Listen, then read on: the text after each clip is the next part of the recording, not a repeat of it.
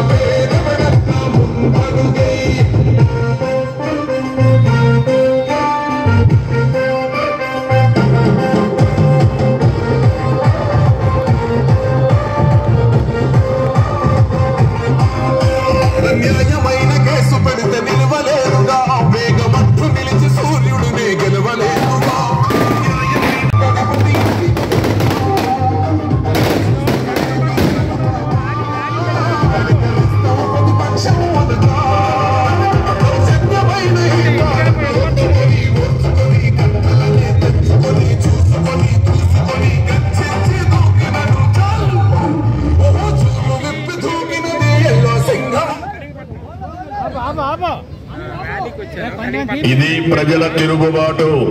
ప్రజలు కానీ కన్నెర్ర చేస్తే మీ ఊర్లోనే మీకు పుట్టుగతులు ఉండవు. ఈ విషయం మీరు గుర్తుపెట్టుకోండి. తెలుగుదేశం పార్టీ లేకుండా చేస్తారంట. నిన్ను పుట్టించిన దేవుడు అలా కూడా కాదు. కబద్దార్ జాగ్రత్తగా ఉండమని హెచ్చరిస్తున్నాను.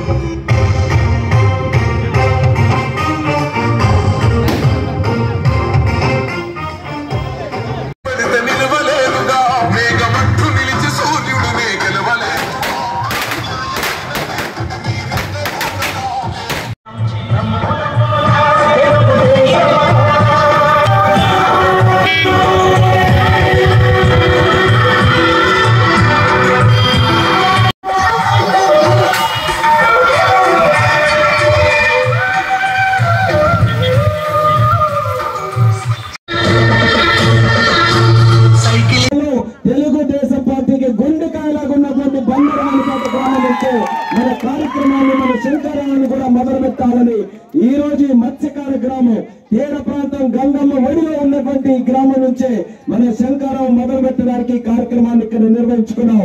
మా ఈ రాకకి అపూర్వమైనటువంటి స్వాగతం పలికినటువంటి ప్రతి ఒక్కరికి కూడా మరొకసారి హృదయపూర్వకమైనటువంటి ధన్యవాదాలు తెలియజేసుకుంటున్నాను. బందరవానిపేట గ్రామం అంటే మనకు గుర్తొచ్చేది తెలుగుదేశం పార్టీ. ఎందుకనంటే 1982లో ఎప్పుడైతే విశ్వవిఖ్యాత నట సార్వభౌముడు స్వర్గీయ నందమూరి తారక రామారావు గారు తెలుగుదేశం పార్టీ పెట్టారో అప్పుడే బలమైనటువంటి రాజకీయ పునాదులు మన గ్రామంలో మనం వేసుకున్నాం. ఆ రోజు దింపినటువంటి సైకిల్ ఈ రోజు వరకు కూడా చెక్కు చెదరకుండా ఇక్కడ ఉన్నటువంటి కార్యకర్తలు ముందుకు నడిపిస్తున్నారు.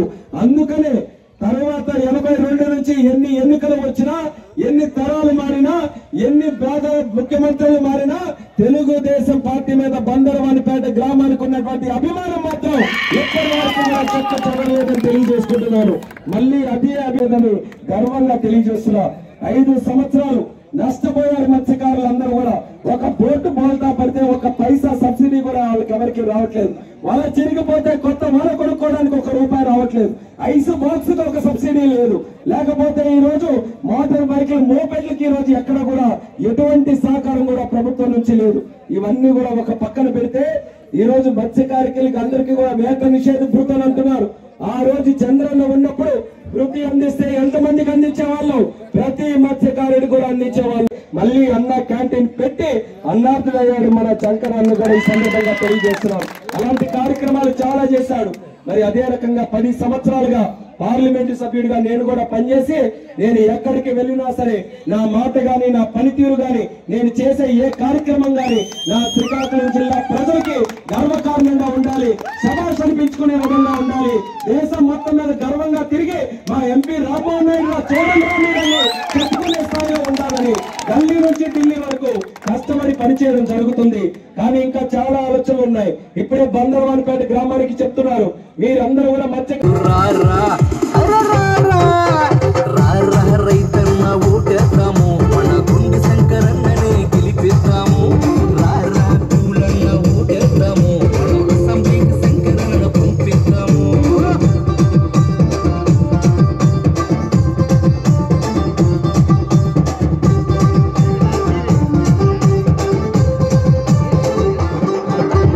పేదవాడు ప్రాణమని అనుకున్నాడు, ఈ పేదవాడు గొంతులోని మెతికైనాడు. అన్న క్యాంటీన్ నడిపి ఆదుకున్నాడు. ఇలా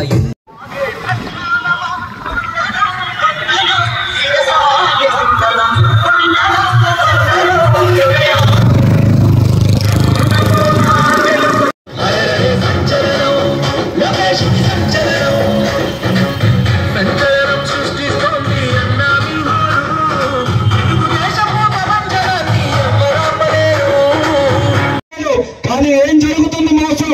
కుటుంబానికి ఎంతమంది వేటకెళ్ళినా సరే అందరికీ కలిపి డబ్బులు ఇస్తున్నాడు. అంటే అందులో 5 మంది వేటకెళ్ళినా అదే డబ్బులు, 2 వేటకెళ్ళినా అదే డబ్బులు, 10 మంది వేటకెళ్ళినా అదే డబ్బులు. అంటే 20 మందితో ఉండే ఒక కుటుంబమైనా సరే ఆ ఇచ్చినటువంటి చిల్లరతోనే ఉండాలి తప్పితే ప్రతి ఒక్క మత్స్యకారుడికి న్యాయం